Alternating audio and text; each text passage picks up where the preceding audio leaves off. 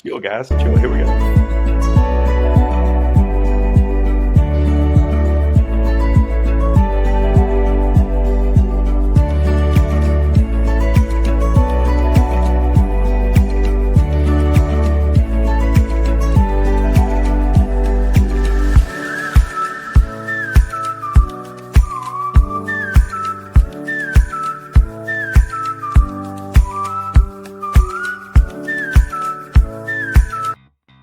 You're now listening to the Palmetto Dugout Show, hosted by State Director Sammy Esposito, Associate Scouts Drew Stewart and Sean Smith, that discuss all things related to amateur baseball in South Carolina.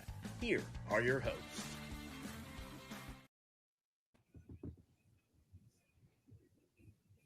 Episode 119 of the Palmetto Dugout Show. Coach Austin Smith, Coach Sean Smith, Coach Espo. What's going on, boys? I feel like I need to change my name to Smith being on this show, but what's up, guys? We got a big show tonight. Got a big show tonight, guys. Big show.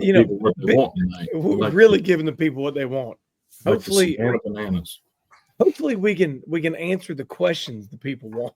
Because I don't know if these questions are answerable by us slappies on the show right here.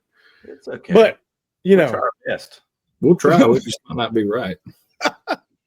We put forth effort. There's nothing I can't answer, but just may not be right. That's how we do it. We have a special guest coming on.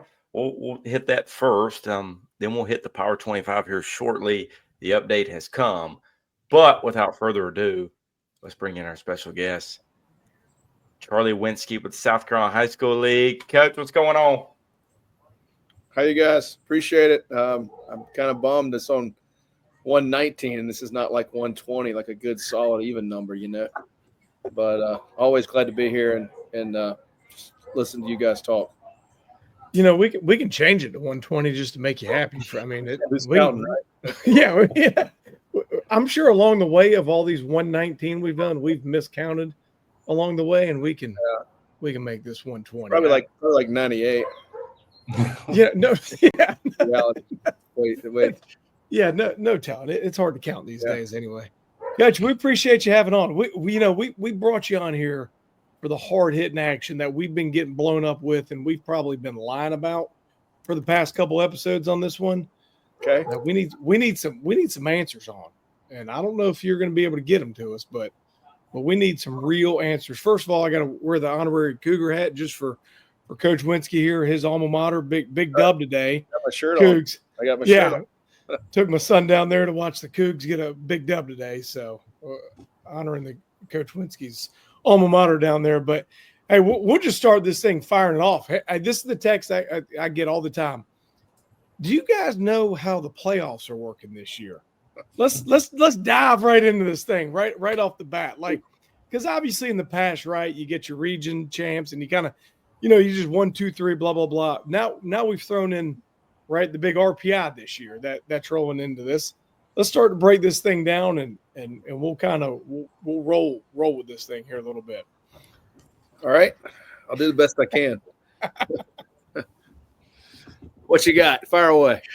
All right. So let's talk about the RPI, right? RPI is a big thing this year that's rolling in. Obviously, RPI, that's always, if you think about RPI, that all of us that are listening to sports world, right, we're always talking about, hey, college baseball, or you got the basketball strength of schedule, whatever.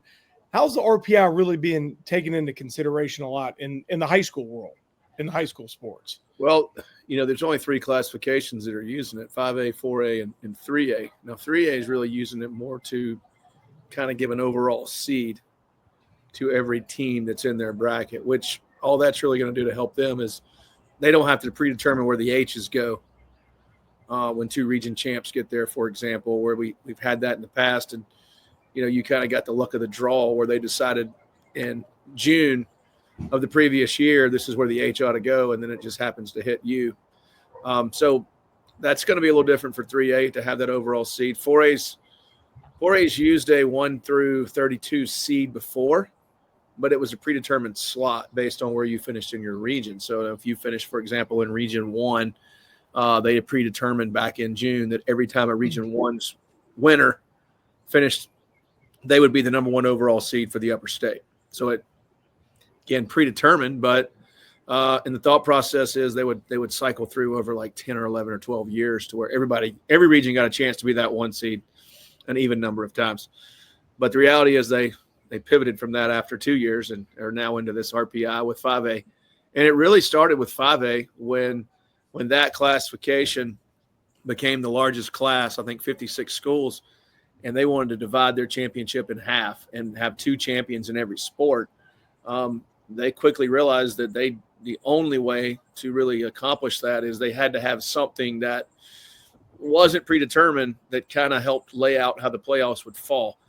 Because in some cases you had schools that were considered larger 5A and some that were smaller in the same region. So how do you differentiate between a team that finishes second or third in their region when one region is heavy of smaller 5A schools and the other one is heavy of large 5A schools? Doesn't necessarily mean the large 5A is a better region. It just means, they came up with this formula amongst themselves. 5A and the 4A schools did, and through the use of Max Preps, obviously, and talking to them. I think North Carolina and some other states have done some things similar with this. So they kind of called around and got a little bit of the good, the bad, and the ugly from some other places, right? And said, hey, let's settle on this. And it's a weighted system. And I'm not the expert because I didn't help design it, but it's a weighted system.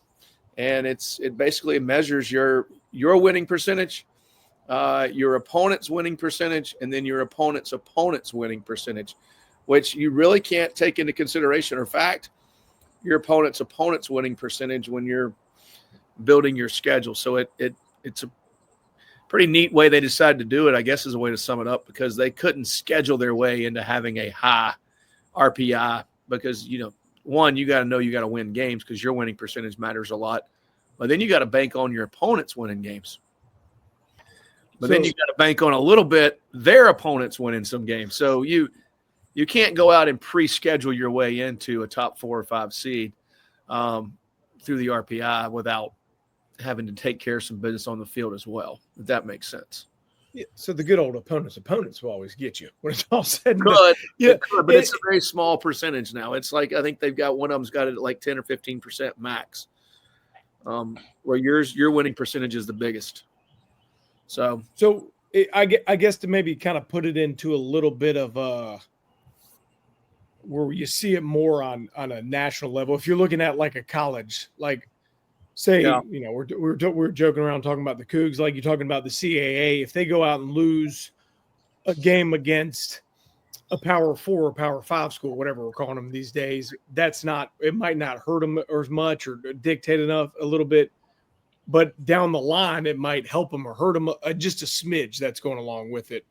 But they're not dictating what they're doing along the way because of who their opponent is beating them down the line. If you play somebody early in a preseason tournament, it's going to help you or hurt you just a little bit. It's not really killing you along the way, right?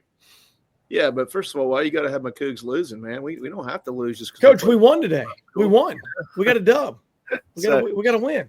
But yeah, you're correct. It's so it.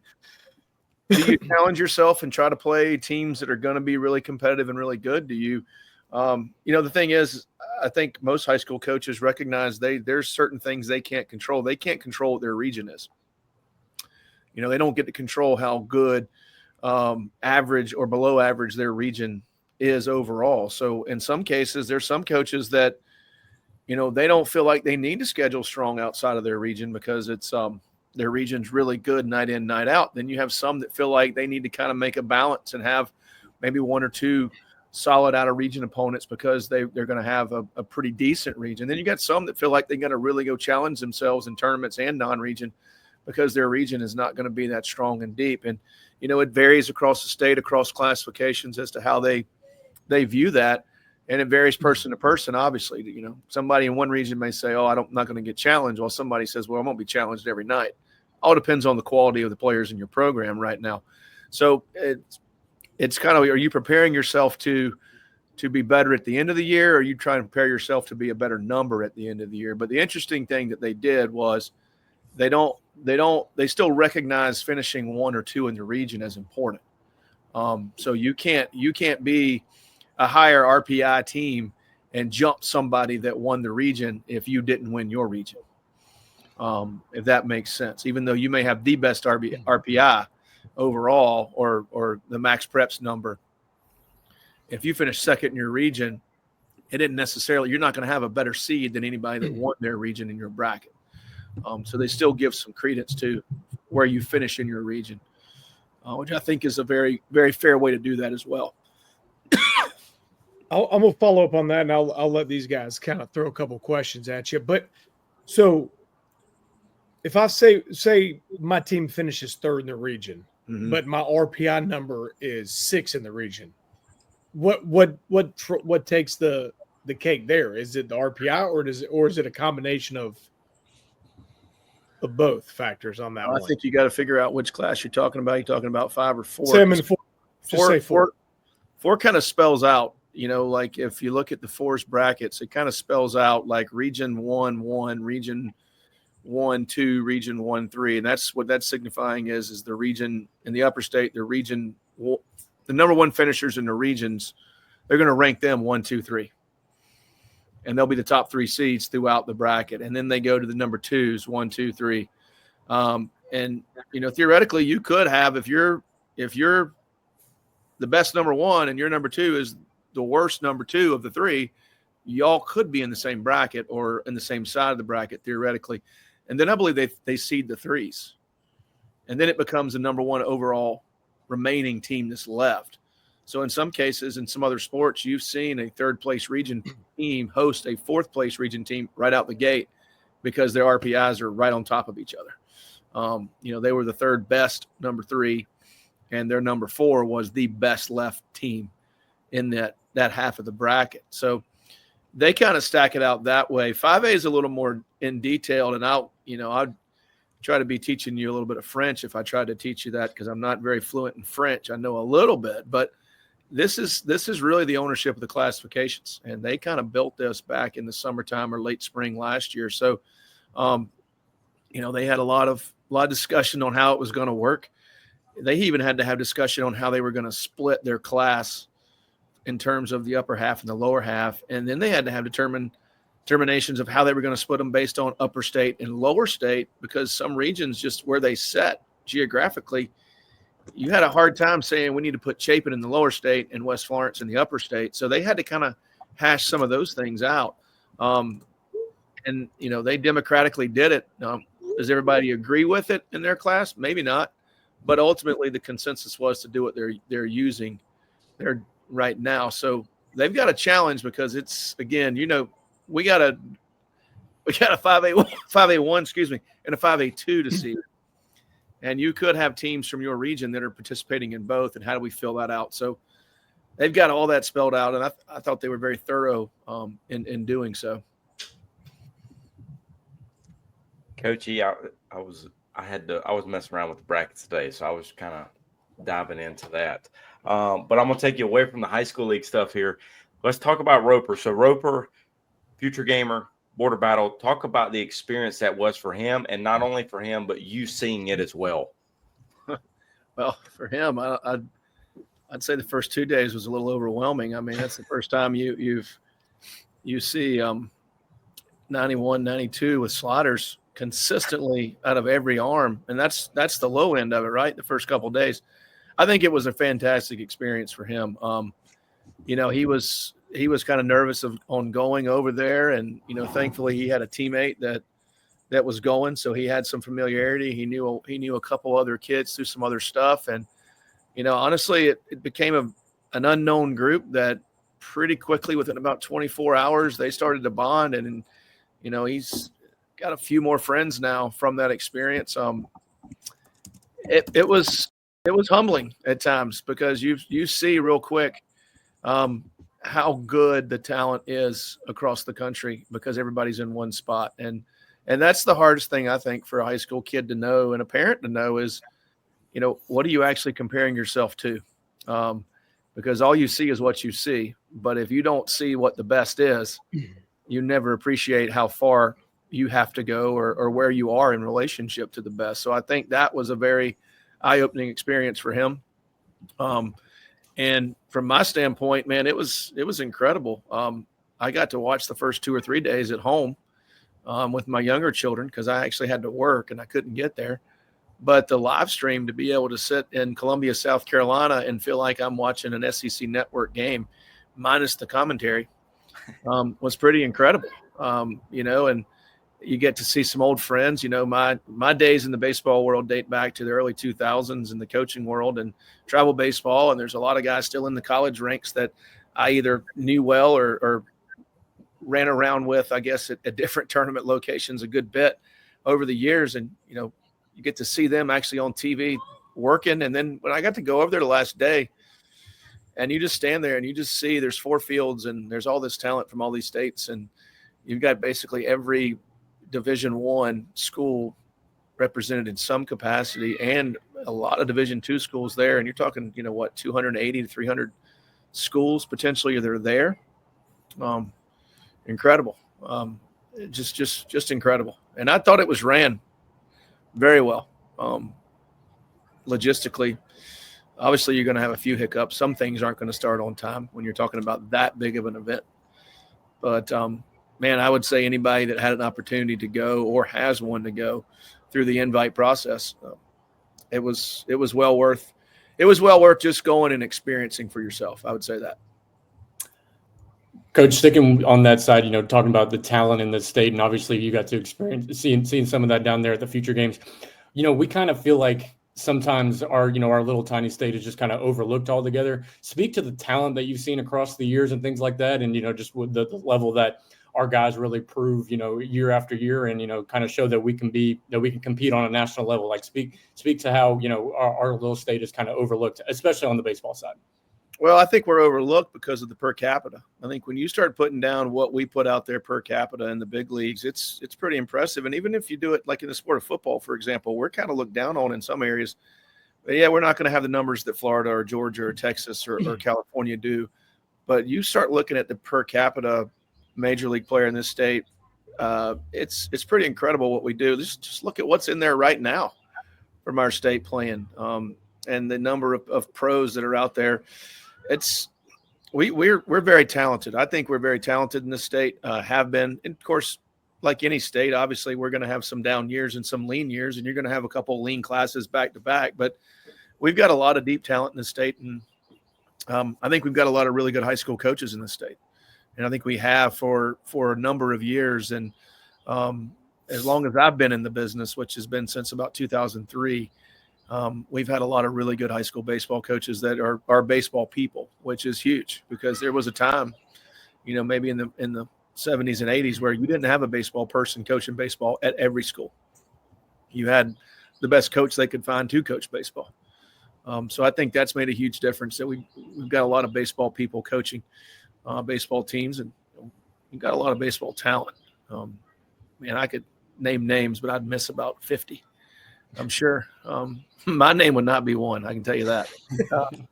I don't even know that I'd be able to play at the College of Charleston today based on what some of these kids are doing.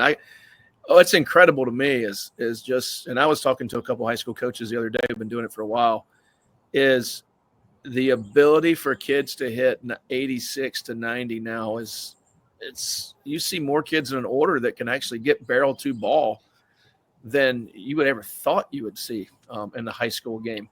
And I can remember when I played, if you threw 86 to 88, you threw hard. And if you threw above 88, it's like nobody had a chance. Nobody. And now it's like, man, if you don't throw 88, you don't throw hard. So it's changed that way for sure, velocity-wise. And I think the hitters are better. They're stronger. The kids are faster. And just, the only thing that concerns me, and I don't really want to get on the stump and preach too much, but the only thing that concerns me is that the way they're playing baseball now, the number of arenas and avenues is, I guess the best way to say it is how competitive are we inside? I think now it's more of I get to go just play. I go play to play. I don't go play to win necessarily. And how deep am I into the competitive nature of it? And that's the only thing that concerns me, to be honest. That's a whole other podcast in itself, I'm sure. Yeah. That'll be episode 150 when we'll have you back on for that one. But Next no, next week we'll bring you on for 200. Yeah. No, and you kind of hit that one on the head. I was going to ask you. You've been at multiple stops, right? As a head coach in the state, as an athletic director, and now in the high school league. Right? Just the growth in general in the state, and the things that are out there to help the student athletes along the way that comes from the top or from the schools or from the programs.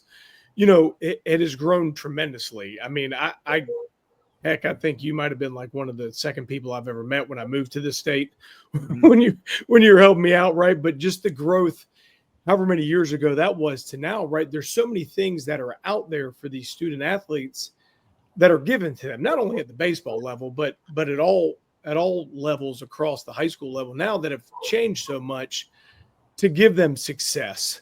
Now I'm sure some old timers say, wow, they don't need that. They should drink out of a water hose a little bit more. But just these things that are out there for these student athletes to become the best they can be. And talk on a few of those things that you've seen over your years that have been able to grow the games, not just baseball, but just all sports in general, to help these players out. I remember when I was coaching Diamond Devils travel baseball back in its, I don't want to say its infancy because it wasn't the infant stages, but it was its toddler stages. It was 5 or 6 years in, maybe not even that long into it when it was going.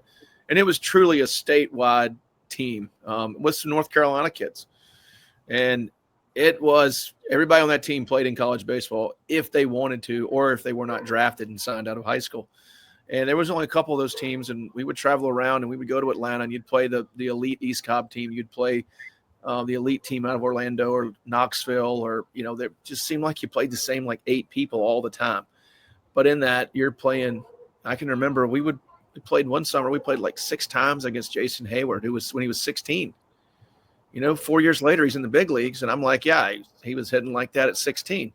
And you're playing at places in Atlanta and in other areas that just the facilities were incredible. And I just remember, I was a younger coach and I knew what we had across a lot of places in South Carolina. And I just remember thinking like, man, we'll never have this in South Carolina. Baseball will never be committed to like this in a lot of places. And I can remember when I became a head coach, one of our goals was we wanted to have a covered batting cage. So when it rained, we had a chance to do something besides go in the gym and throw balls and hope nobody got hit in the teeth. And we got it done, and we got 3 cages in there covered. They're a little bit twisted and turned, but now, man, I feel like every time I go somewhere to watch my kid play or I go to a high school to visit, I always look at the facility, and they got state-of-the-art covered batting cages. They don't have just a pole barn. They got like nice stuff, the turf, the fans in the corners. Some of these schools have the I don't know if they got Rapsodo, but they've got, all these different technologies in there. Plus, you talk about weight rooms. What our schools in our state have committed in terms of facilities for their strength and strength training for athletes, not just baseball, but everything. It's incredible. It's just truly fascinating. And then all the venues they have to go get sport specific training for baseball at various locations where they live with various coaches. It's no reason why we're seeing 90-91 consistently. We're seeing kids that are hitting the ball the way they're hitting the ball and kids that move the way they move. I mean, it's awesome. No, it really is, because it's just where it was when I first started coaching and where it is now. Just facilities is incredible, but also just look at the people coaching and the staffs they got. I mean, you got baseball people that really are getting after it. And I think that's important for the kids to be able to learn and to be taught. No doubt. It makes it special for the, because you hit it on the head. Back in the day, you usually might have had a football coach running around out there because he wanted a little bit extra stipend, to run out there and do it. Yeah. And, some places were lucky enough to have a baseball coach be your coach. And that's kind of what it was. But it's these players today kind of take it from there. And I can remember, listen, you want to talk about how it's changed. And this is a personal experience. I can remember when I was in high school, and this is, you're going to laugh when I tell you this story.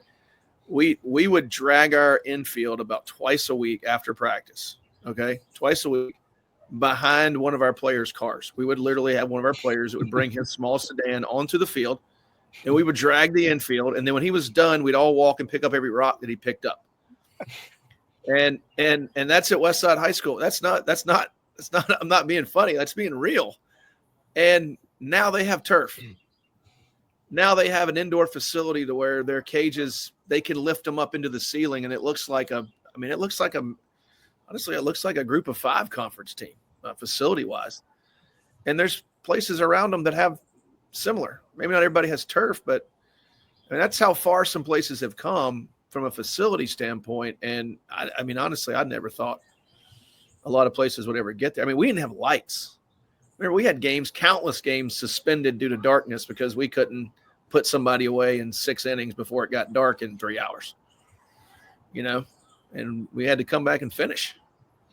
Charlie, now me and you are a little bit older than these other guys on this podcast, Yeah. so they didn't have to deal with the same problems me and you had to deal with. Hey now, being at a 1A school, we had graveyard dirt put in the infield, so I don't know. Let's hold off.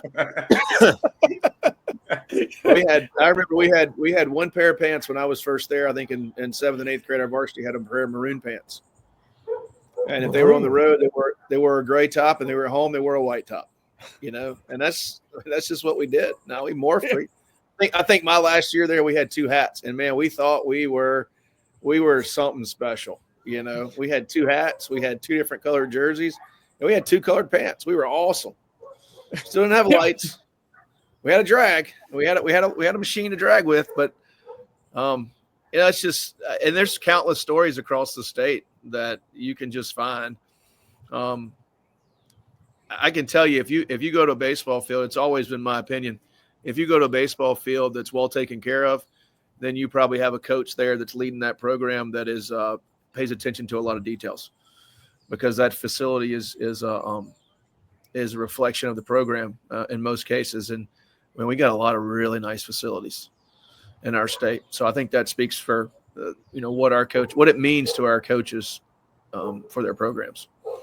No doubt. That is, I mean, we're obviously, I think we're a proud state in general, but I do that. We talk about this all the time, but we're lucky here. We do have a great group of high school coaches. It's not like this everywhere. And I know everybody likes their state and everybody likes their people, but we have a good group of high school coaches here that care about what they're doing. And a lot of guys have been there a long time and have won a lot of games, and they're changing with the times. They're not stuck in back in the day, and they're changing with the players, and they're changing with the kids, and they keep adjusting and keep winning. And I think that's lucky for the kids, lucky for the families that are out there. And not everybody gets that luck of where they're at. And, now a time and change is going to come where those coaches are going to retire at some point in time, and they're going to have that next guy step up. But usually you got a good program like that. You got a good number 2 behind you that's ready to take over and lead, but usually in good hands with a good program. I think there was a period of time where I think in the old 4A, which is now, most of the 5A schools, I think there was like 25 to 30 years where there wasn't a repeat champion. Which, if you stop and think about that, that's pretty incredible. With some of the teams we've had, collection of talent, I think that just shows you that the quality of some of our classifications, and I think the classifications quality is spreading because we're seeing different champions more times than not. We're not seeing a lot of 2 and 3 in a rows anymore, and I think that just speaks for the depth of a class. And again, I think that goes back to the depth of coaching and the depth of players spread throughout the state. It changes it, but it changes it for the good. Obviously, you want to stockpile championships if you're a coach or a player or a program, but the competitive nature and from what I do, you want to see it more balanced, and you want to see that it's more competitive. And that's fun. That's fun to me when you can't really pinpoint who's going to win this. When you even if you got 8 teams left, it's still a toss-up. I think that's awesome. 100%. It makes it for a more enjoyable season and enjoyable playoff No, run. And you guys I do know that. You guys pinpoint who's going to win it, all year, right? But we've been dead on all year. Just ask us at the end. We'll tell you who we had the beginning. So I've watched with you guys. Y'all are predicting stuff. If you guys go back and look at our who we had as our first Power 25, it's dead on. So don't worry about it. We'll tell you we're right. So. But you're talking about you guys are doing something, and tip of the cap too. You're doing something where you're trying to predict what a 15 to 18-year-old kids are going to collectively do together, not factoring in what's going on in their lives, the weather, the schedule, the ins and outs, what's in their community. You're never going to be perfect at this, and it's all just a ballpark, right? And you're going to be off a few. You may be dead on with a few some years, but all you're doing is you're just giving the kids some love, good, bad, or indifferent, right? And I think that's awesome. Some of them got to learn to live with some expectations, and some got to learn to overcome some expectations. So it's good. I think it's fun. Yeah, just gotta give them, as Austin always says, we got to give people what they want around here. You know what I mean? So just as he called it, like banana ball. So we'll try to throw it out there, but Charlie, we know you got to get going. We appreciate you hopping on. We're looking forward to I know we still got another last week of the regular season and get ready for this playoff run and kind of get all this stuff scratched out. But we appreciate you hopping on and joining us on this wonderful Sunday evening. We'll let you get back to your family and get ready to see this beautiful playoff bracket shoot out here in a week. I appreciate it, and I think it's going to be. I'll leave you on this thought. I think it's going to be an interesting. Development, as you could say, because in 4A, for example, you're going to have the old district, and then it's going to turn into 2 out of 3 the rest of the way out. That's the first time that any class has ever gone that route. And then 5A is going to have a 2 out of 3 to get to a 4 team to get to another 2 out of 3. So, and they're essentially having that. I don't want to call it a play-in because they're in, but it's basically a bye. I guess you got to play in to get to the bye team. So that's going to be interesting to watch that unfold and see if that's going to be a new trend. We're going to see other classes want to go to it, some sort of 2 out of 3 in it, because a lot of coaches have wanted that. They just hadn't. You can't fit 32 teams in a 2 out of 3 tournament all the way through in the time frame they've got to make it work in. So these groups have found a modification to it. I'm interested to see how it is received here over the next probably 8 weeks with some coaches. I'm sure that there'll be 2 at the very end that'll say, hey, it was awesome. Perfect. That's the way to do it. There's going to be somebody along the way that says, man, that was the worst we ever did. Yeah. And it's back to it, right? But, I overall, collectively, I'm going to be interested to see how well it goes. I think it's just anytime, the baseball side of me says anytime you can put a team in a 2 out of 3 or a 3 out of 5 or 5 out of 7 series, you're probably going to find the better team 9 out of 10 times. And that's what they're trying to do. And that's what the playoffs are for, is the better team to keep advancing. So this is going to be fun to watch it unfold. And I can't wait to hear their feedback on it. And hopefully it's all positive. Yeah. Hey, we'll be here to watch it all and shake it out and see what happens. Right, and we don't have to be right at home watching it all, right? We don't have to worry about winning or losing any of them. You know what I mean? That's right. It's a good feeling when you can leave and you can come to the ballpark and leave the ballpark with the same feeling either way, right? 100%. I've had those bad feelings enough. I ain't got to worry about those anymore. So we'll just hopefully get out some good pub and write some guys up and move on with life. That's after right. This one. That's right. Well, we appreciate it again. No problem at all. Go enjoy the rest of your evening, and I'm sure maybe I'll see you around PBO here soon. Speaking of playoffs coming up here soon. Tuesday night at 5, we'll be there in makeup. Go get them. All right. Here we are. We appreciate Coach Winsky coming on. Now the viewers know it's time. Before we hop into some recaps, it is Power 25 time. The final regular season Power 25 rankings. It's time to break them down. Austin and Sean have no clue here. As always. Story of my life. Okay.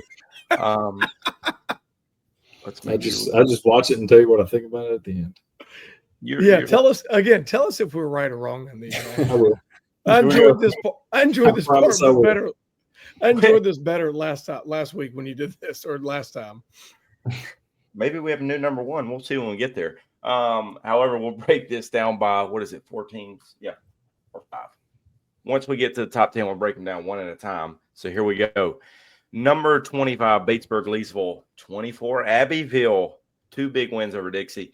23, River Bluff. 22, Dutch Fork. New to the rankings. And Somerville at 21. Guys, here they are. What we got here? Austin, how we do here? We've got a long way to go. I'm good with it right now. I think my boys at Batesburg, we need a little more hype for those guys. I think I saw you're gonna get some hype in a minute when Sean starts talking. They won a region the other night, right? Sure did. They did. Sean was in attendance on that one, so it was. That's what I like to hear. I'm good so far. I'm not going to complain on the first slide. Go ahead. He's good now. Okay, let's keep. Big going. week for Abbeville, though. You're right. That was a big series for them. As we move on, number 20, Daniel. 19, Chapin. 18, Hartsville, new to the rankings. Indian Land drops down to 17, and Mid Carolina at 16. What we got, Austin? I'm still good with it. Hartsville, we probably slow played them a little bit. Would probably have been my guess on this entire time. That's probably more obviously on us on that one. Slow playing them into the rankings there. They've been doing it pretty much all year, but they're making moves and doing it. Indian Land obviously still a strong year. You know, they had the one tough week against Fort Mill, which almost everybody's had a tough week against the real deal Fort Mill. So obviously still a very talented team. That one region where Indian lands, and that'll be interesting to see how the RPI all falls with all those teams up there. So yeah, talking to Charlie, obviously we'll see how that all shakes out. But yeah, obviously Indian Land still doing their thing and hanging out here in Power 25. Been a lot of movement out of that group right there. I've seen those teams everywhere. I mean, Chapin was number 1 for a while. So Chapin been all over the Power. They've been all over the top. I mean, I think Indian Land had a run. Those 2 teams right there. They've been at the top and at the bottom. Daniels had a run in the top 10. I mean, they've all been there. Well, you know, it was all based on if Drew was on the caboose or not, what was going on with number 20 there. So that was, I will blame him for anything. Here we go. I thought they kicked you off. Hell no, that's Payne. That's when they started winning again. Because the conductor Jared Payne has returned to his train. It has not derailed. They pushed him off. They picked up speed.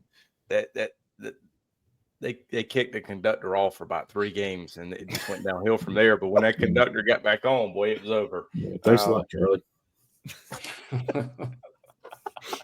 Here we go. We moved 15, Dorman, 14, Airport. Flora makes a jump up to 13. Lexington a jump up to 12. And there they are, the Seneca Bobcats at 11. And I do not hate Seneca, but how are we doing, Austin? That's a good group right there. Whew, boy, Because them boys at Norman, they get going too. I wouldn't want to play any of them teams. There's not a one on that list right there that I'd say, yeah, let me square up with them in the playoffs. Go ahead. Palmer Hornicks had like 4 bombs in the last 2 weeks or something like that. He's been having a lot of Palmetto powers. I was like, because he could always hit, obviously, but yeah, I mean, as he starts tapping into the power, I mean, that lineup just gets deeper and deeper, obviously, with Dorman. 90-92 on the mound too. I heard that's pretty good. Is that good? I think so. I mean, that just Lexington had a big week. Bobcats, Drew's boys over there, and Seneca. Man, well, we got to get somebody out there to see Seneca. You know, us Columbia guys down here. I can't wait to see who's in the top 10. If all 5 of those are not in the top 10, it's going to be well. I'll tell you, number 10 is someone that beat a number 11. Well, who is it? Here we go. Here they are. The Fox Creek Predators at number 10. A very impressive team that we got to see very close to my home. And they're at number 10. I mean, that was when you really got on the hatred of Seneca. Yeah. I jumped on the Fox Creek train at that point. When you started hating on set. But yeah, Fox Creek, I mean, obviously got Bradley Anderson up top, and they got a deep staff. They got a youngster that's got a good arm. I mean, they got a good lineup. and they've been doing it right. They did it last year. They're doing it again this year. They're just they're continuing and they're playing well and they're winning a bunch of games. But kind of like what Coach Winsky was saying, like a team playing 2 out of 3 or whatever. I mean, they got a pitching staff that can do it. It's not they got one guy or 2 guys. They got a pitching staff that you match up with those guys 2 out of 3. It's gonna be tough. I'm a little pissed at Stewie because when we picked that game of the week, he said that it was going to be the pitching matchup that we thought it was going to be, and then it very much wasn't. So, well, that wasn't my fault. That was someone else's fault. But we won't go down that road. I picked Seneca to win that game, thinking who was. We set you. It's okay. We're setting you up. We're trying to make a comeback. We'll get to that here. Sean, you blame Seneca for that. You'll be on the shit list like I am. I'm blaming you. Yeah. The only problem with Sean being there is he don't live there. They'll egg my house. Sean lives down there. Sean lives in Lexington County. They're going to break Sean's kneecaps. It's happened once or twice before. We'll move to 9 here. Blythewood. So that means we've got a new number 1. That's 1 to 9. You go from 1 to 9. They took 2 L's to Sumter. Coach, obviously a good series, very talented team. Time out. Speaking of Blythewood, big commitment. Huge. Big commitment the other day. Johnny Collins to the Cougs. Former future gamer this past summer. Big shout out to Johnny Collins and his commitment to the Cougs. So, but yeah, Blythewood, very talented team. Just, took a tough week. Big games from Sumter. I think old Shawner was over there watching those games.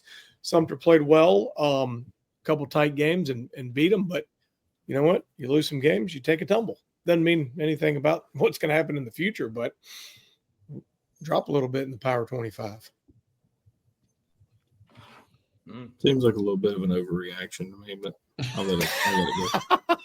This is Austin is Booger McFarland. Austin's just trying to be liked by everybody. It's okay. I'm Mel Kiper. I don't know how y'all got. Don't get on that soap opera. Like it's Shedeur Sanders. No. Stop. We're not doing that. Y'all didn't. I've heard enough. I've heard enough of that. Here we go. All righty. We'll move up. Number 8, the Yellow Jackets of Tijuana. Big series this week, which we'll get to here shortly. But here they are at number 8. Another team won a region the other night. Will Craddock did everything he sees out of the yard. So I think not just Will Craddock either. No, they got a bunch of Palmetto power floating around that place. Craddock has quickly has gotten up. Is over exaggeration, but I feel like he's gotten up to like 20 home runs all of a sudden here real fast. Yeah, over exaggeration. But what is he at? 9, I think. 8 or 9 he's got up to. But, but them boys are rolling. That's another group right there. You don't want to see them in a series. They got a deep pitching staff. They got an offense that don't quit. And you mess around and throw too many heaters down the middle, they don't come back. With multiple guys in that lineup, it ain't just one. Yeah, we'll make some picks on the Jackets here in a little bit. The big mover here. Number 7 is Gilbert. A big shot up in the rankings. They're in the top 10 now. Really talented team. Big game this week as well. Yes, big game. Gilbert, they got one loss in their region?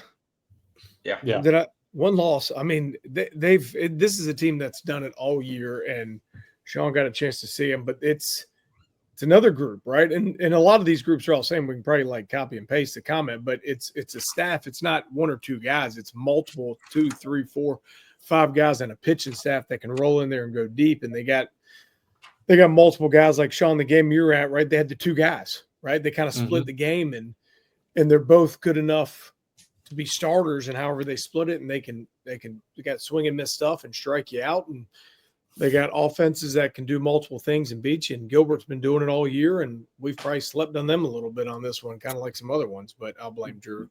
But we'll get another team to hate Drew. Number 1 in the 4A RPI. Yep. Yeah, I was about to say, it looks like they're going to shake out to be the number 1 seed in the lower state 4A bracket, according to my calculations. Must have a good opponent's percentage. I don't know. I can tell you that later. Well, as we move to 6, big shock. Well, I don't know if it's a big shock. Another team we ranked them high at the beginning of the year, fell out. They're back. Making moves. No, Stratford, the number 5 team in the Power 25. Coming in hot. That looks like Coming in Cindy. hot. You know, yeah, we had them high because we were high in what they were, and they were kind of early on. We saw them, and they were kind of trying to figure out how they're going to use their pitching, right? And they've figured it out what they were doing. Or, you know, a lot of times, I'm not saying they're going to what they were trying to figure out. You know, they had their horse kind of had a little bit of a surgery, had to get something removed out of his skin early on, so it kind of knocked him down in the pitch, and so moved some things around, and now they figured it out. But that's a team. They got power arms, they got multiple guys, they got athletes. Like, I think their shortstop committed or is going to commit to a football school. I don't know which one that was, if he did or didn't. So I mean, they got athletes, they got arm strength, and they just keep winning. And I mean, we thought they were going to be, I don't know, what do we have them early on? 12 or somewhere in there? We were talking about it earlier. Season 12. You know, we had them high. We didn't have them this high, but man, they're doing it. That's a tough team down at the low country to run into in the playoffs. And they're D1, right? I think so. They'll be like James Island's probably biggest test going in the playoffs. Heard it there first. Heard it here first.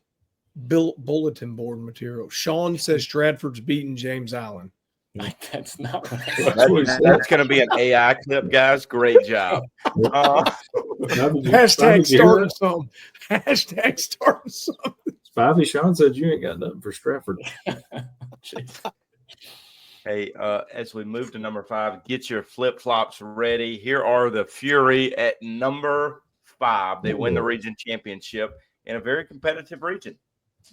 Yeah, they're up. Where were they in the RPI? They're in the top 2 or 3. Was it 2? So by my calculations, Coach, No, let's get the sheet. Mount Inn is going to be the number 1 seed in the upper state playoffs. Upper state, one in the upper state. And they've done it, you know, they did it all year. Obviously we saw them right out the gate down in the shipyard. The only time they ran in a little bit of trouble was game 4, that last thing. But, you know, they got multiple guys that are mid to upper 80s on the mound and an offense, especially if you catch them up there at the Fury Town.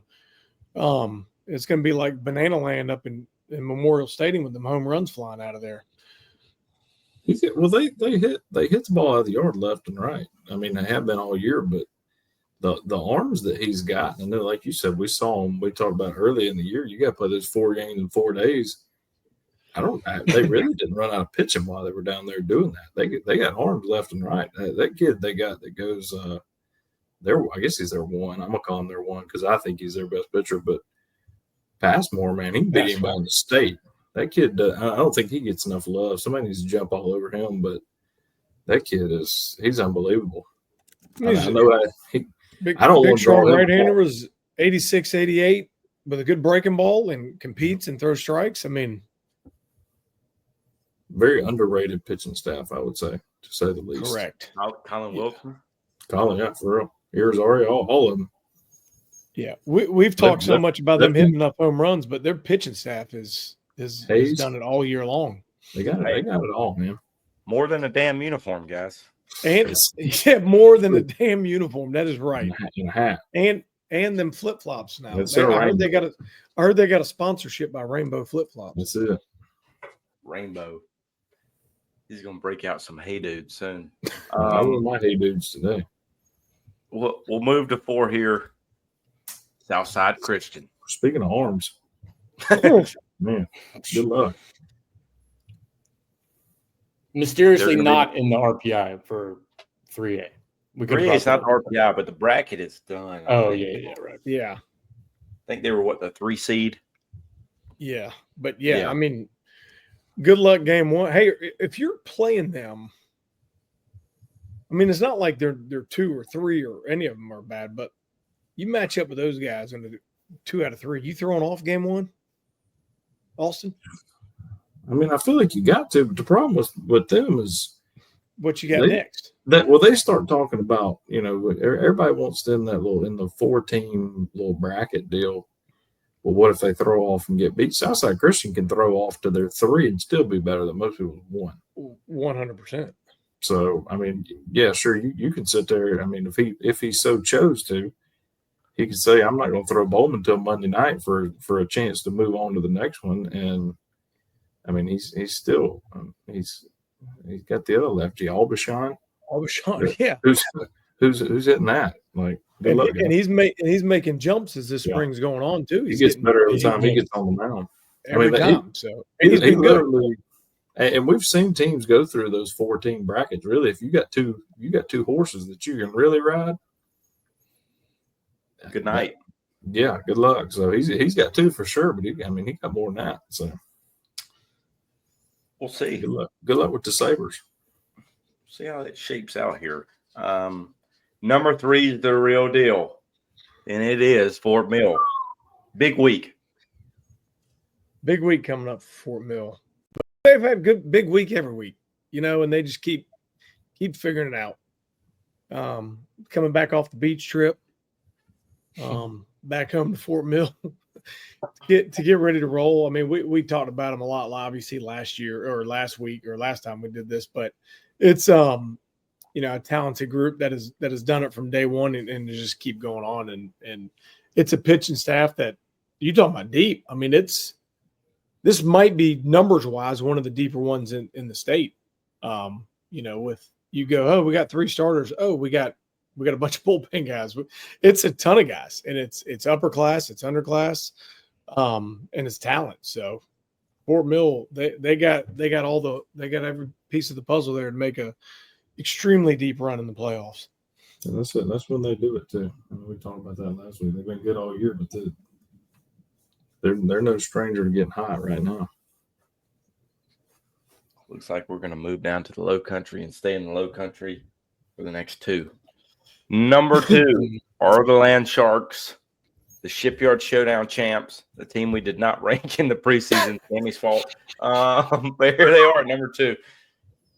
No, that's another one talking about arms, man. I feel like and you don't make it at this point in the year and be in the top 10 or the top 5 without them, but we saw them. Like I said, we saw them earlier. Another team played 4 games in 4 days while guys are still kind of ramping it up, and they had arms left over by the time we got done. They had some guys that had to go throw bullpens in the outfield before they left for the tournament.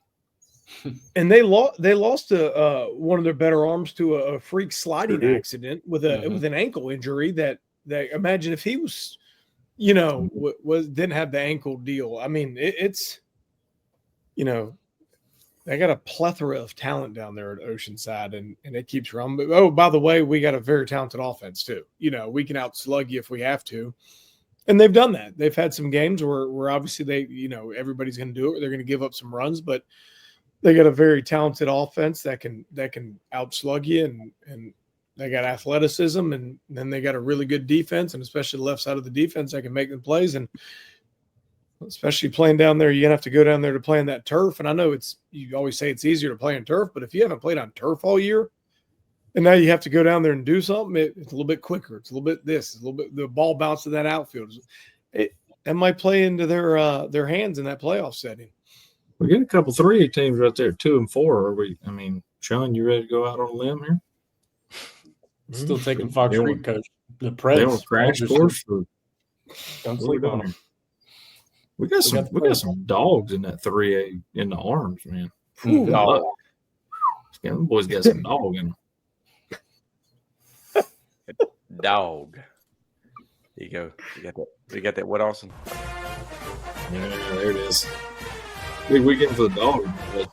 2 out of 3. Didn't start out well Friday night, but I beat up on my boys. My boy over at Oklahoma, man. We have a new number 1, and they are back in their rightful place. Here they are, the James Highland Trojans. It's crazy. Sean just said they were going to get eliminated in that Stratford. number one team in the country. country.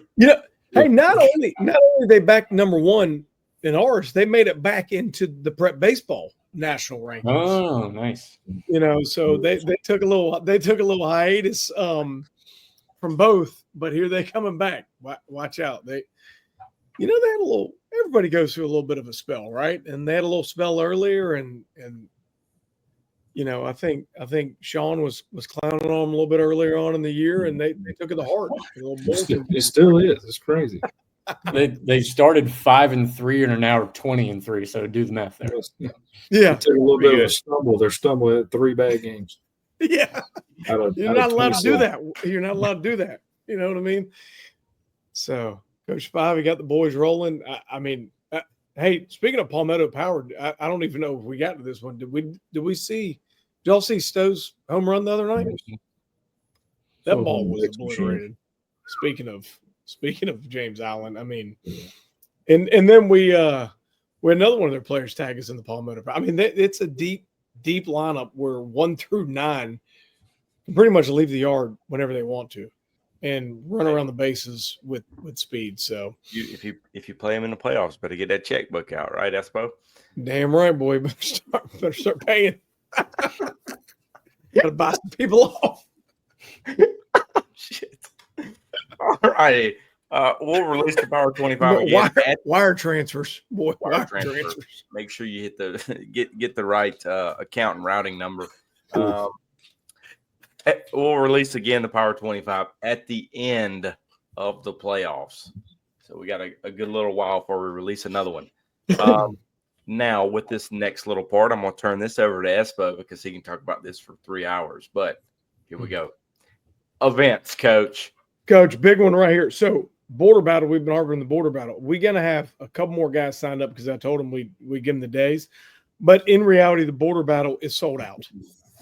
So, we have those few spots that are open to having these players sign up, but the border battle is sold out. So we're at April 27th, and the border battle is June 10th and 11th. So this is the fastest border battle has ever sold out for us, which is awesome. And not only that, the plethora of talent that has signed up for this is going to be top of the line for us rolling in this event. So obviously we'll open up some spots in positions based on, if there's any guys that have to, come out of, this for whatever reasons, that go out. So if spots open up, we'll open those up as we go. But as of right now, based on these few other guys that are going to sign up, the event is sold out, which is awesome. That goes for not only us, but North Carolina as well. So this was big time for us, but Team Carolina trials today, right? I was joking about it earlier. I was down at the College of Charleston, but I was down there talking with their coach and staff. They're fired up to have us back down there for the Team Carolina trials and Rising Stars event on June 4th. So that'll be a big one right off the bat to get this thing rolling. And those are big, right? We've joked about it before, but we talked about it. We've had players that have come to, right? Banks Wickersham was down there a few years ago and popped in down there. And then Trip Ostergaard popped down there, right? We've had players that have kind of come to these open events, we call them, but the Team Carolina trials that have come out to these events, and all of a sudden we're like, and they're at the junior futures games or they're on our future game roster. That's what these events are for. A lot of the times they're maybe for players that, okay, if they've gotten an invite to an invite only event, but maybe they couldn't make that date, they can slide into this. Or if this is players that maybe didn't get the invite or trying to get to something, or we might not have known about, it's that open event there to come in there to put up the numbers, to help us publicize them or to kind of be seen, right? That's the whole deal, the whole purpose in there, to help us build that recruiting resume. So we got the Team Carolina trials June 4th at the College of Charleston, July 1st, Team Carolina trials and Rising Stars here in Columbia at the University of South Carolina, which last year was our biggest Team Carolina trials and Rising Stars ever. And then we're opening up a third one this year up at Wofford on July 16th. So we're fired up for all three of those. We got 3 fantastic facilities, 3 top-of-the-line facilities, college facilities here across the state. And, right, we've talked about this last time. We talk about it all the time. What's the difference between them? They're the same event. It's just we're coming to different parts of the state, or we're given 3 different dates to help out the player schedules. We understand the summer is busy for the players. We understand that once summer ball cranks up, you guys are rolling all over the place, but we're kind of give 3 different options during the summer. They're all in the middle of the week. They're all in that Tuesday, Wednesday time frame. So it's not, okay, well, I'm playing this weekend. Well, we got a Tuesday, we got a Wednesday, we got whatever it is, it's right around the dead period or it's this port. So come on down and get an opportunity to come show out what you got, and not only get an opportunity for some of those big invite only events, but also to help build your recruiting resume to help your own platform as you go along with this process. We'll see you there. We will. Maybe. Another big part here. High school league brackets. They're slowly being filled out. I haven't touched 5A yet. Some big region matchups coming this week. That'll finalize those. But on episode 120, we'll have those finalized, and we'll make those picks live on the show on episode 120. We'll have that link live throughout the playoffs and updated so you can stay tuned to that. We'll move here to the team of the week, brought to you by Austin Smith. It is Pendleton. Pendleton with a 3-game sweep over Crescent to win the region championship. How about that, Coach Smith? They I was looking at the standings of that. I don't remember if it was Monday, Tuesday, somewhere in there. And I think what I was looking at, they were in 4th at the time, but it was kind of a log jam. And they pulled a big starting Monday. I think that region had 4 teams that had a chance to win the whole thing. And by Friday, the Bulldogs from Anderson County up here, 3-game sweep, pulled it off. I heard they had quite an eventful night Friday night. I think we had an umpire go down. We had a delay to get an umpire out there. Then we had a weather delay. So it was a whole thing. 3-game sweep to win it. You know what I mean? Like it's not like you won 1 game. They would have lost game 3. They would have finished in 4th place. Yeah, the window was all or nothing, man. So I think last game of the year can't hold anything back. Yeah. So congratulations to Coach Durham, all those guys. Good job. It's my sleeper pick of the year. Great pick, guys. Thank you. I don't know if I'm on a sleeper pick, but Stewie knows ball. Anyway, that's not the quote. That's not the quote you just sent me. I used that we got. Besides, we stay in that region. BHP a 3-game sweep over Walhalla to finish in 2nd. Coach Roper got those Bears rolling. Former alum, right? I also picked him 3A Coach of the Year. Anyway, here we go. Stewie knows ball. Now, what else did you do great this week, Stewie? Oh, we'll get that here in a little bit. Weekly game recap. Game of the week. What was the game of the week? I'm just kidding. East Clarendon takes down Louisville 2-0. Lions take an L. I caught some hell for that one for picking East Clarendon, but who was right? God almighty. I don't know what you were eating out of that container back there a minute ago, but you've been home one since you came back. Dude, French fries, really good. French fries. Drew, do the rest of us just need to get off and you can just finish the show out by yourself? Sean's got to talk about Batesburg Leesville in a minute. Drew eating leftovers from the banana ball game tailgate last night. Is he getting that? What was in that food right now? Do we have it stuffed with anything? What do we got going on? It's stuffed with bananas. There it is. They're ripe. No, they're not ripe. Austin, just stop. Strom Thurmond took on 96 in our 2-game series of the week, and we have a split. Again, only 2 people called it, Sammy and Stewie. So those 2 guys are 2-0 right now. Boring. Austin is 0-2. As we move to the 3-game series of the week, Lexington took on River Bluff. Again, everyone took Lexington but Austin. Don't. Yeah, you took River Bluff. I'll pull up the episode if we need to. Yeah. But nonetheless, we'll get to the records here shortly as we announce the games of the week and the series of the week. But let's turn this over to none other than Mr. Sean Smith for his weekly game recap. Absolutely. Got to travel down to old Batesburg, Leesville to see a big-time matchup that had some region implications. Obviously, Batesburg, Leesville ended up getting the job done and finished out that region championship and got to see a little dog pile there at the end. Somebody got some good video of that. That was pretty cool. But, yeah, I got to go out there and see him. It was Saluda took the lead in the first couple of innings. It was 2-0. Had a good impact from a 2026 outfielder, Braden Williams. He was 2 for 3.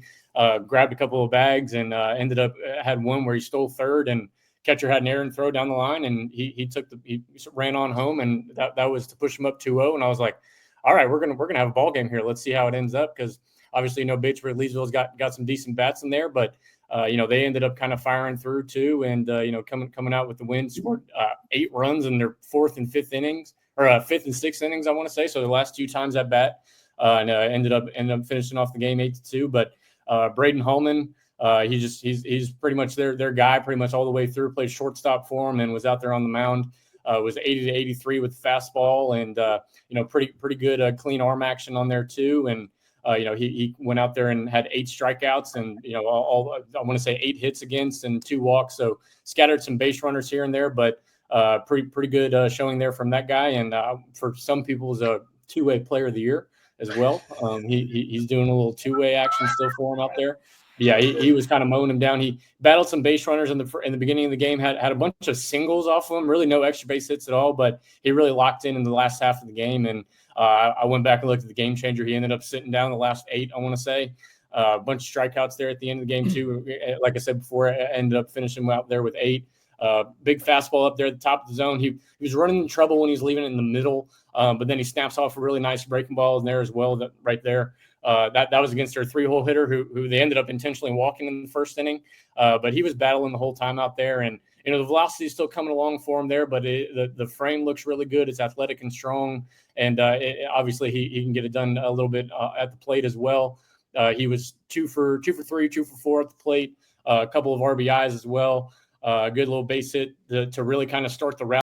It was in the 4th inning there where they had a couple of singles leading off, and I think they ended up getting a sac fly. And then the Saluda brings in the new arm, that Braden Williams kid, who was pretty quick arm, and I didn't get any velocity on him, but he was showing pretty good on the mound there too. And he went up there and had a nice little single to the backside, and it was really in control of the barrel there. I really like to see that too, just kind of slowed down the swing as you realize that, he was a little bit out in front and just kind of played a little pepper with the backside and ended up driving in a run. I want to say that one tied the game at the time.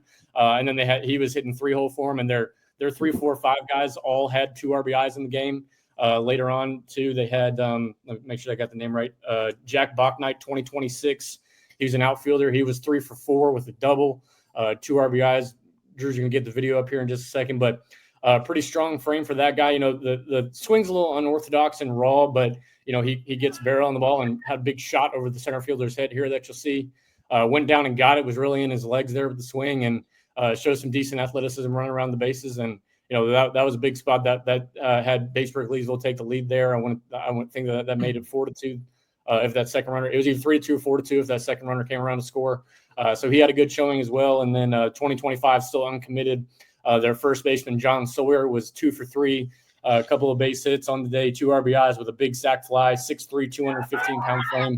So just a big kid, pretty raw power in that swing. Looks pretty loose in there. I thought this ball was getting out off the bat, but ended up selling for a sac fly. But it was pretty much that inning there in the 5th frame there where, that, like I said before, they ended up totaling about 4 runs and then added another 4 later in the game as well. Holman had another hit, Bachnight had another hit, and then Sawyer had another hit as well in that next inning.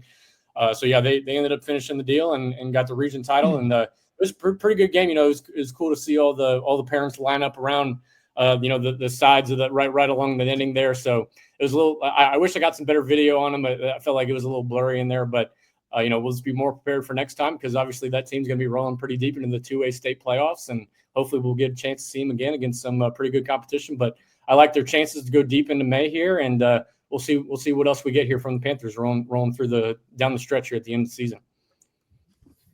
Batesburg.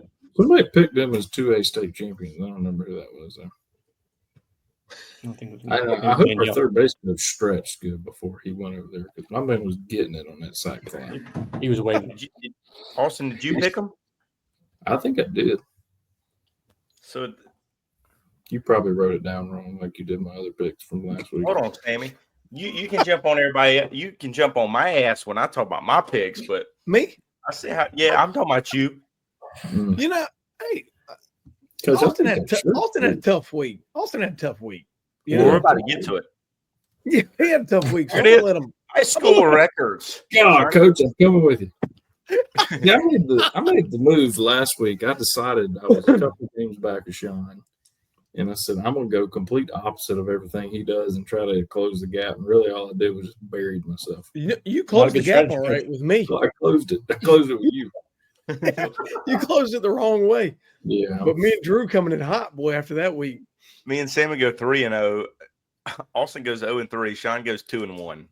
yeah. I think you wrote my picks down wrong. I'm gonna have to go back and watch it. I'm gonna put the rerun on the TV here. So here we go with our game series of the week. Let's share the screen here. So me and Sammy are mathematically eliminated. Is that correct? No, not really. We could do playoffs. Oh yeah, I forgot. We'll, changed we'll this. hang, Austin. We'll hang in this till me and you got a chance, There it is. and then we'll just All end right. it at some point in time. All these games count for 3. Our game of the week takes us to River Bluff, number 23, at number 7, Gilbert. Let me get my notepad here so I can write your picks down so I don't cheat. I'll go first, then Sammy, then Austin, then Sean. Give me Gilbert to win the game. Let me do some recon real quick. Gotta check on this. Wait, is that going to be River Bluffs? Is that going to be like a midweek for them? Like they'll play a It's region River game on Bluff's Monday? only game. That's River Bluff's only game. Only game. Gilbert has a game on Monday. Gilbert has a game on Monday. Well, I think we're also at the point of the year where we need to know if it's somebody's senior night too. Yeah, when you go out there and you throw your senior that hadn't pitched all year, and he gives up 12 in the first. If Gilbert's got 6 senior POs that have a total of 8 innings this year, and River That's why- Bluff's only playing 1 game, I need to know that ahead of time. That's why this is worth 3 points. Yeah, exactly. You're gambling here. Yeah. Gilbert's got a game Monday. River Bluff is basically, my guess would be a bullpen for everybody, all their pitchers. So with that being said, I'm gonna go River Bluff due to this reasoning. On the road. Coach, I don't want to stay tied with you, but I'm going River Bluff too. They let me down last week, but they get back on the wagon. I need Sean to go Gilbert. Come on, Go Sean. Gilbert, coach. We're Yeah. Yeah, let's go, Austin. Here we go. This is our Yeah. chance. This is where we're at, Austin. We're making our move right here. Full move to the Or we're two going game. further back. To the 2-game series of the week. It's a big one. It's a rivalry. TL Hannah, number 8, takes on West Side in a 2-game series. Give me the Jackets to take that belt to you know what. I shouldn't say that because I'll be at West Side on Tuesday night. I'm taking Hannah for the sweep. Well, especially now that I know Drew's going to be the one going there. I'm going to go. Give me Hannah with a sweep. Got some good bulletin board material for West Side, but yeah, Hannah sweep across the board. So take West Side if you're betting on this game. Yeah, Take put West some Side. money on the Rams. Poor Rams, they need some fertilizer this week. We'll move to the 3-game series. Fort Dorchester takes on number 21 Somerville, and PB South Carolina will be in attendance on Monday night. Mm. Oh, this one's tough. Somerville 2-3. I got some insider information here. I won't divulge my info to you guys because I'm trying to win. But Somerville's still going to win 2 out of 3.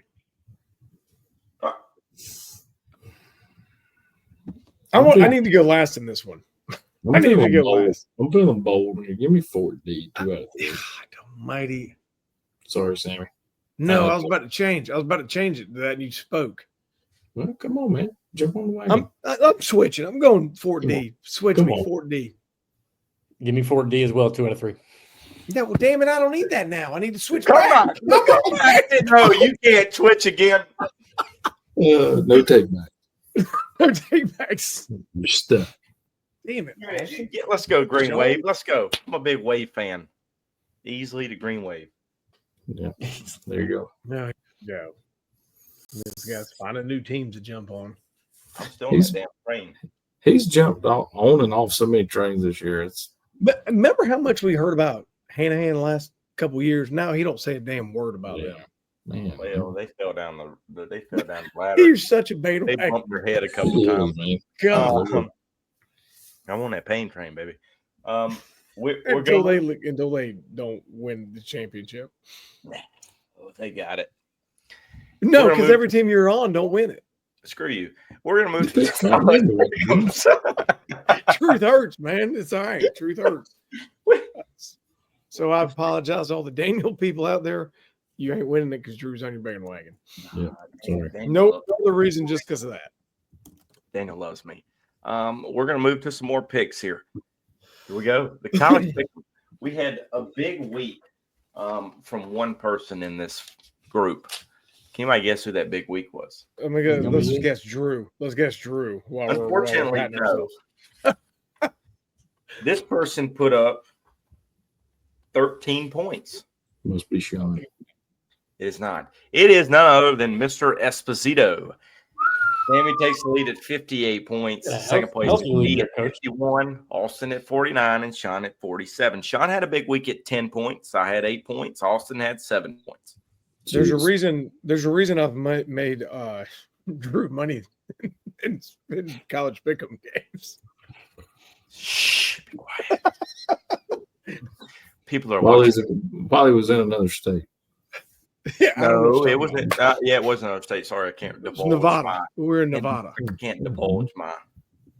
He was in Tennessee when that happened. So we'll pick 3 games, 3 series here. We'll start out with Clemson at Florida Ooh. State. Maybe. Tigers I traveling to Tallahassee. I picked the Tigers to sweep last week, and they got swept. So that's how my week went. Yeah, so much for that number 1 ranking, Hunter. Jeez. Yeah. Jeez. Wow. John, if I was you, I'd shut up. Your cock's lost again. Uh, Well, all right, same order here. Give me, which is tough. Give me the Seminole 2 out of 3. You know, both are coming off a tough week. Florida State's had a couple talking about tough weeks. Whew. Things in Tallahassee. But being at home, Clemson on the road again after getting the belt to them by my Wolfpack. Florida State 2 out of 3. give him my Tigers got to get back on the ship. 2 out of 3. They're still winning the whole thing this year.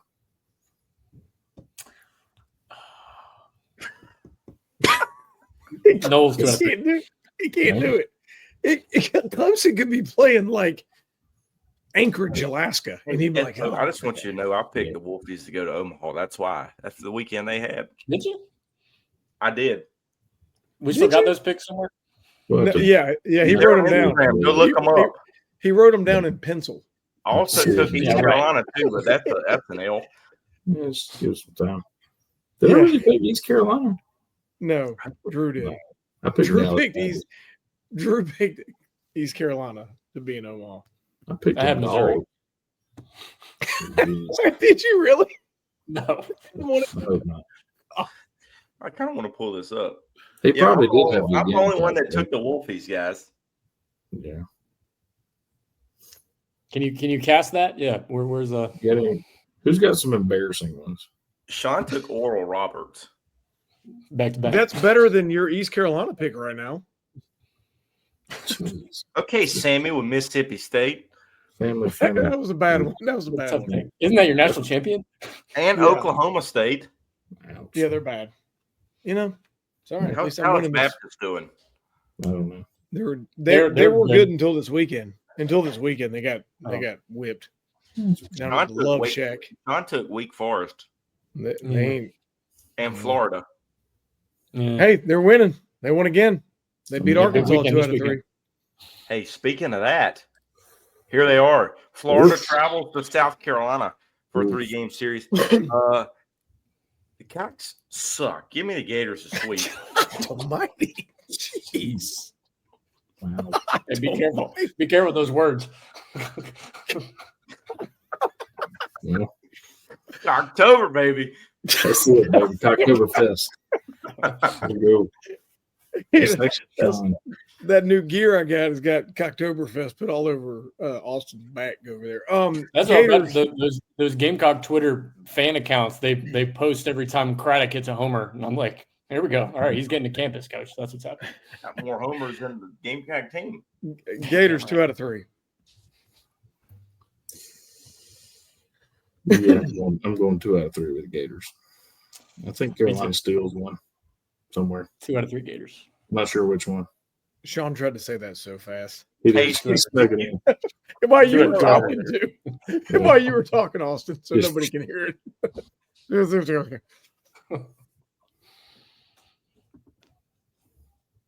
My roommate, I was watching the game the other day, and my roommate comes in. He's like, 4-14 in the conference. I was like, and we just took 2 this last weekend. It could be 0-21. It could always be worse. It You know what I could mean? always be worse, We're just second to worst. but it could be worse. It could be worse. Oof. Is Drew muted himself? I hope so. Sorry. Texas, Arkansas. 3-game series. I'm having my computer. Texas is red hot. However, the Hogs were my national champ picks. Roll Hogs. 2 of 3. Mm. Do you say roll hogs? Or is I it do more because I like coached at woo- Walhalla. Roll damn Roll Hogs. Is it more woo pig soup? Texas, God almighty, they kind of got it rolling. Arkansas, And they just lost their top guy, and they had no problem. They're still yeah. whatever. Coach, you Yeah. going 2 out of 3 or sweep? 2. I'm going 2 out of 3. I don't. They ain't sweeping in Arkansas, but whew, Who? 2 out of 3.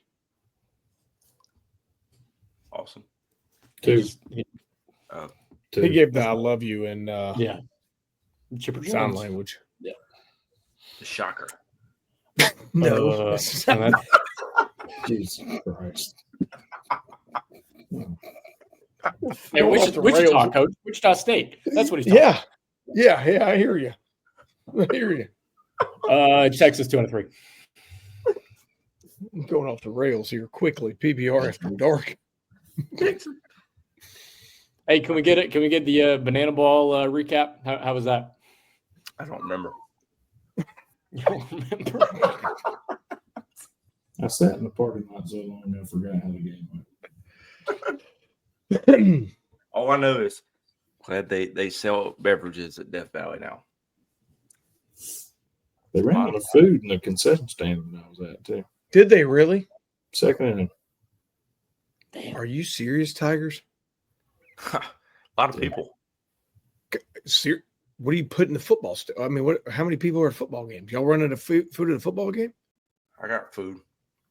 God almighty. Also, Sean, I see you added something. You want to put that up here? Drew, I want you to put that cowboy hat on you got back there. Oh yeah, we didn't talk about this at all, Coach. Let's put that Same on. text. Team Elite Scout Day, Coach Sammy. How's that? There it is. Oh, we're not talking about that. Never mind. Yes. The Now you cowboy look hat. like Harry Potter riding a bull. Giddy up. That's it. You're coaching third and that this summer, boy. There you go. We're going to send them. I hope your guys get hit if you wear that. Jeez. Sean, I don't want you scouting any of our games. Free 90, baby. We'll take it. He'll see you guys down to the shipyard You will. Which weekend? The first one? First Every one. weekend. every week. That first weekend after You can't- after the college in Charleston. You can't wait till we have an 8 a.m. game and we get done at 10 and I'm strolling out headed to the golf course and Sean's up there holding that gun. Got sweat dripping out of all kinds of places. And I'm just, nope, going to the golf course. See you guys. Take my Staying hotel staying in at the Somerville. Thanks for the room, Brittle. You gonna be at rooms with Ashley Cat Mitty. Phosphate. At Ashley Phosphate. Eating that Raising Canes, boy. That's it. And Sean's Yeah, you're gonna right. be- Well, Wild Bill yelling at you. Get peanut butter and jelly Shoot 'em. sandwich. Wow, Bill shooting. Yep. Give me that All right. coffee. Sean, go ahead. No, okay. I got next. There's Shut it Brady. down. Anything anybody else has to add to the show No. for the better of the fans and the people? I got a lot I could add that would be better for any of us. Yeah, it ain't no better for any of us around these parts. Oh, okay then. We'll see you again next weekend for the Pick'em show for the playoffs. Bracket will be revealed. It'll be a fun one. Don't miss out on that one. We're gonna head up this time and not just get caught with their pants down. Well, the brackets won't be live till I won't be able to get them done till Saturday. So you'll Yeah, get but your at least we know. Yeah. that we're picking We're not this meeting time. until Saturday, right? Correct. They're meeting Saturday. The study selection up on committee. Sunday, guys. This is The selection committee. They're gonna be Saban's in live there meeting. televised in the Yeah. Saban and conference Mel room. Kiper are in there. And the North Carolina AD. Yes. Right. Here we go. Alrighty, well, that'll do us for episode 119. All of us here at Prep Baseball, South Carolina. We hope you have a great week.